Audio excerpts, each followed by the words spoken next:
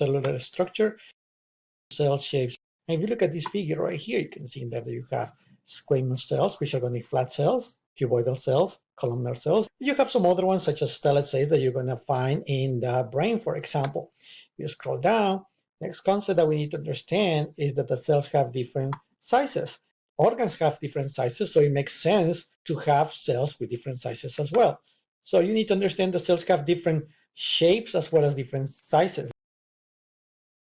Basic components of a cell. We can look at that in this figure where you have the cell right here and what it's composed of. Then you're going to see the Golgi complex. You're going to have mitochondria right here. You're going to have microtubules, which are these lines, a smooth endoplasmic reticulum, a rough endoplasmic reticulum, centrioles, nucleus. Okay, the next item is cell surface. Here we have the main topic, which is going to be the plasma membrane. So let's take a look at drawing of the plasma membrane. You can see it right there. The green one in here are going to be carbohydrates. The purple are going to be proteins. The golden in here are going to be phospholipids. And the blue ones are going to be cholesterol.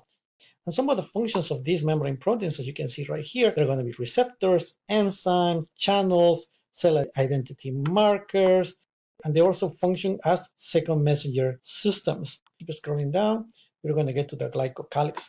The glycocalyx is a substance that is going to cover the cell membrane like an icing on a cake. Right? The cake would be the cell, the icing would be the glycocalyx. The glycocalyx is basically carbohydrates with lipids and carbohydrates with proteins. They are very important because they are going to be unique to each individual. For example, my cells are different than your cells because my glycocalyx is different than your glycocalyx. Okay, now extensions of the cell membrane, microvilli, they are located in your intestines and they increase the area of absorption for nutrients that you have at the level of the intestine. Other extensions that we're going to find are going to be cilia. They are not extensions like the ones before. In this case, these extensions look like hairs, and you're going to find them, for example, in your trachea to eliminate mucus that we have in the trachea. Another extension from the cell membrane is going to be flagella. Flagella in this case is located in specialized cells such as the spermatozoids. The spermatozoids are going to use the flagella for movement as well, but this is going to be for propulsion.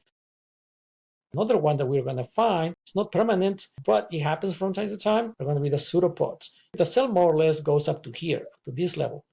But you see in here the cell produces or creates these extensions that are going to elongate from the main area of the cell outside in order to collect, for example, this substance that you see right there. So the next topic is membrane transport. What's the job of the cell membrane? Obviously, is to provide boundaries to the cell, but not only that, but also to allow cell transportation, meaning to allow things to go inside the cell and things to go outside the cell. How these processes are going to happen? Well, there are two main types of cell transportation. One of them is going to be active, and the other one is going to be passive. Passive doesn't use energy. Active uses energy in the form of ATP. What is it that passive is going to use then? If it doesn't use energy, it's going to use differences in pressure or concentration.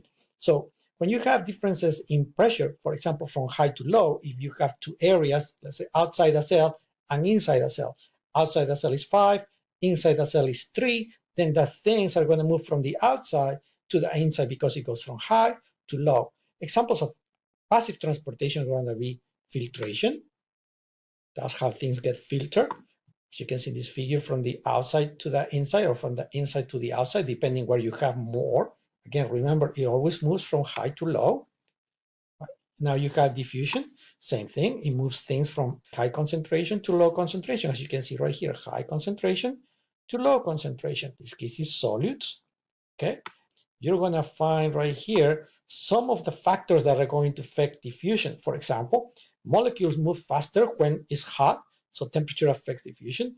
Molecular weight, if you have oranges and an atom, then the atom will move faster through the cell membrane because it's smaller. So the size and the weight is going to be important in cell transportation.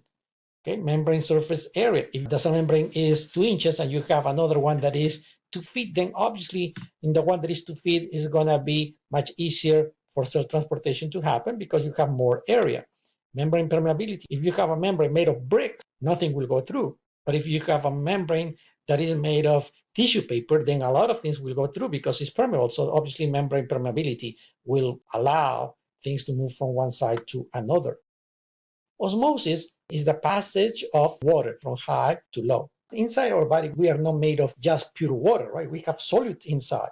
So then you cannot say that this is going to move from high to low because of the amount of water, because you also have other molecules. Because of that, you need to consider the total amount of forces that water is going to give you and the total amount of forces that these other molecules are going to give you. Remember, you cannot think about just high water and low water. You have to think about all the forces that you have, not just water, but also the other solids, such as, for example, glucose and salt. Okay, so how do you measure, for example, this glucose and this salt? You measure that in concentration, and that means osmolarity. Okay, what is osmolarity?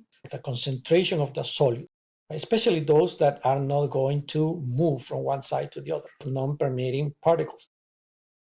Now, what is tonicity?